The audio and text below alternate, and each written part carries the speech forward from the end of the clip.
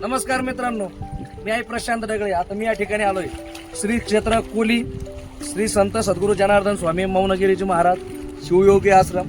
हे समोरचं जे आश्रम आहे, आमचे सद्गुरू जनार्दन स्वामी महाराज स्वतः आलेले, त्यांनी आश्रम स्थापन केलेलं मित्रांनो. आणि हे जे दिसतंय मित्रांनो, हे कोलीचं शिवयोगी डॅम आहे, खूप प्रख्यात आहे. या आमच्या कोलीच्या धरणामधून खंडाळा असेल, शिवर असेल, वाडी असेल, आमचं गाव असेल, 3 गावांना पाणी पिण्यासाठी धरण आमचं पाणी पुरवतं मित्रांनो.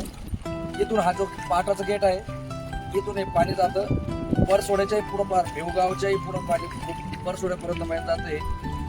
सुरुवातीला हे पाणी जेव्हा सुटतं आमचं गाव कोली नंतर सुदामवाडी नंतर बोरसर नंतर भेवगाव, असं करता करता हे पाणी पुढं परसोड्याला जातं मित्रांनो. एकदम सुंदर असं धरण आहे.